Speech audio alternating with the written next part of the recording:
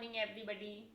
आज हम लोग डीएलएड फर्स्ट सेम के पेपर चाइल्ड डेवलपमेंट के टॉपिक अटेंशन ध्यान के बारे में देखेंगे।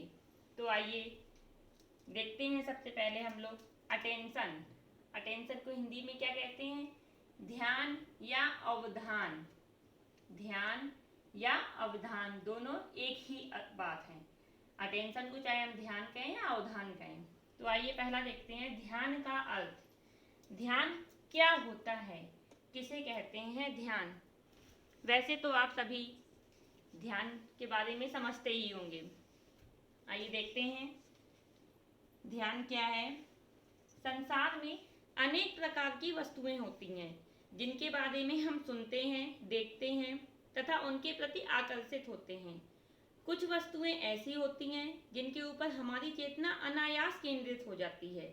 चेतना का किसी वस्तु पर इस प्रकार केंद्रित होना ही ध्यान कहलाता है, या हम कह सकते हैं कि अवधान कहलाता है। अधिगम की महत्वपूर्ण विशेषता चेतना को केंद्रित करना है, क्योंकि बिना चेतना केंद्रित किए अधिगम संभव नहीं है। अब हम जानते चेतना, यहाँ एक वर्ड आया चेतना। चेतना क्या है? चेतना व्यक्ति का स्वाभाविक गुण है। चेतना के ही कारण उसे विभिन्न वस्तुओं का ज्ञान होता है। मान लीजिए यदि वह कमरे में बैठा हुआ पुस्तक पढ़ रहा है, कोई एक व्यक्ति है वह कमरे में बैठा हुआ पुस्तक पढ़ रहा है, तो उसे वहाँ की सब वस्तुओं की कुछ न कुछ चेतना अवश्य होती है कि जिस रूम में बैठा है वो वहाँ पर क्या क्या है, जैसे मेज, कुर्सी, अलमारी आदि। पर क्या होता है, क्योंकि वह पुस्तक पढ़ रहा है तो उसकी चेतना का केंद्र बिंदु वह पुस्तक है जिसे वह पढ़ रहा है। चेतना की किसी वस्तु पर इस प्रकार के केंद्रित होने को ही अवधान कहते हैं। दूसरे शब्दों में हम कह सकते हैं कि किसी वस्तु पर चेतना को केंद्रित करने की मानसिक प्रक्रिया को अवधान या ध्यान कहते हैं। तो ये हमने देखा ध्यान का अर्थ। क्या है ध्यान का अर्थ? कि किसी वस्तु पर चेतना को केंद्रित करने की मानसिक प्रक्रिया को ध्यान या अवधान कहते हैं। अब जानते हैं हम कुछ परिभाषाएं। पहली है रॉस के अनुसार। एक मनोवैज्ञानिक है रॉस, इन्होंने क्या कहा है? अवधान विचार की किसी वस्तु को, अवधान विचार की किसी वस्तु को मस्तिष्क के सामने स्पष्ट रूप से उपस्थित करने की प्रक्रिया है। रॉस ने क्या कहा है कि ध्यान क्या है? विचार की किसी वस्तु को, जब हम विचार करते हैं, विचार में जैसे हमने विचार किया किसी वस्तु का, तो उस वस्तु को मस्तिष्क के सामने स्पष्ट रूप से उपस्थित करने की प्रक्रिया हमारा ध्यान कहलाता है। दूसरा है डमविल के अनुसार। क्या है? डमविल के अनुसार इन्होंने कहा है किसी दूसरी वस्तु के बजाय एक ही वस्तु पर चेतना का केंद्रीकरण अवधान है। क्या कहा है डमविल ने? कि किसी दूसरी वस्तु के बजाय, अर्थात सिर्फ एक ही वस्तु पर चेतना का केंद्रीकरण करना क्या कहलाता है? हमारा अवधान कहलाता है। ये हो गया रॉस के अनुसार डेफिनेशन देखी हमने। दूसरा देखा डमविल के अनुसार। अब आइए देखते हैं टाइप्स ऑफ अटेंशन, ध्यान के प्रकार। वैसे तो कई मनोवैज्ञानिकों ने अपने अपने अकॉर्डिंग ध्यान के प्रकार बताए हैं। इनमें से सबसे उत्तम माना जाता है रॉस के अनुसार। किसके अनुसार माना जाता है? रॉस के अनुसार। तो हम यहाँ पर देखेंगे ध्यान के प्रकार रॉस के अनुसार। तो रॉस ने दो प्रकार के ध्यान बताए कि जो ध्यान के प्रकार होते हैं वो 2 टाइप्स होते हैं। कौन कौन से हैं? पहला है हमारा ऐच्छिक अवधान, दूसरा है अनैच्छिक अवधान। ऐच्छिक अवधान एंड अनैच्छिक अवधान। अब जो ऐच्छिक अवधान है उसको फिर से 2 पार्ट में डिवाइड किया गया है। कौन कौन से हैं? पहला है अविचारित अवधान, दूसरा विचारित अवधान या ध्यान।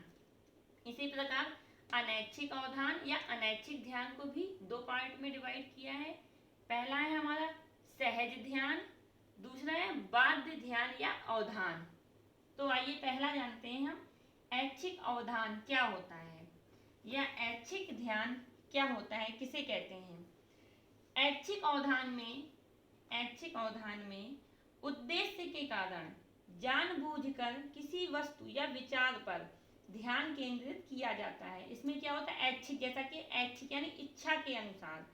जब आप अपनी इच्छा के अनुसार जानबूझकर किसी वस्तु या विचार पर ध्यान केंद्रित करते हैं तो उसे कहते हैं ऐच्छिक अवधान या ऐच्छिक ध्यान। ये दो प्रकार का होता है, पहला अविचारित, दूसरा विचारित। अविचारित में क्या होता है, जब बिना विचार के चेतना स्वयं वस्तु पर केंद्रित हो जाती है तो वह अविचारित अवधान या अविचारित ध्यान कहलाता है। इसी प्रकार यदि ध्यान केंद्रित करने के लिए विचार किया जाता है, मान लीजिए हमें ध्यान केंद्रित करना है तो उसके पहले हम विचार करते हैं कि हमें किस वस्तु पर करना है। जब हम विचार करके ध्यान करते हैं तो वह हमारा विचारित अवधान या विचारित ध्यान कहलाता है। इसी प्रकार दूसरा है अनैच्छिक अवधान या अनैच्छिक ध्यान। ये क्या होता है, जब इच्छा के अभाव में कारणवश अवधान केंद्रित करना पड़ता है। मान लीजिए हमारी इच्छा नहीं है फिर भी हमें ध्यान या अवधान करना है तो वो क्या कहलाएगा, आपका अनैच्छिक अवधान कहलाता है।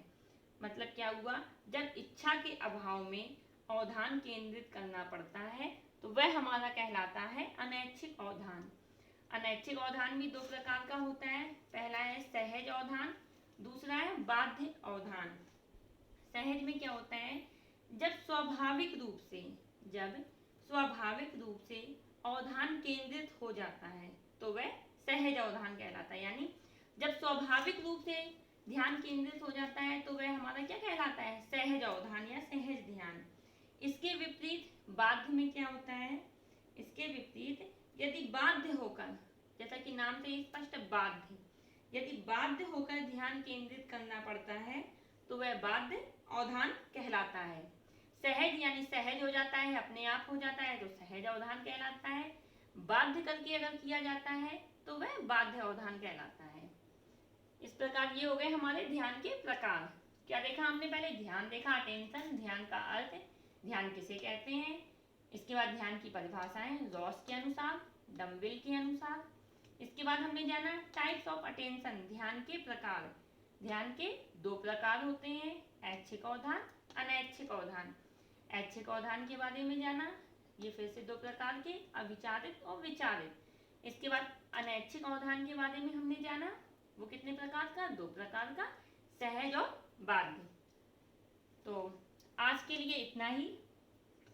अब मिलते हैं इसी टॉपिक के, अटेंशन के ही नेक्स्ट वीडियो में, क्योंकि बड़ा टॉपिक है इसलिए दो पार्ट में जा रहा है। तो अब अगले वीडियो में हम क्या देखेंगे, ध्यान को प्रभावित करने वाले कारक, कि कौन कौन से कारक ध्यान को प्रभावित करते हैं, तथा साथ ही देखेंगे बच्चों का ध्यान केंद्रित करने के उपाय। तो आज के लिए इतना ही। अब मिलते हैं अगले वीडियो में, तब तक के लिए धन्यवाद।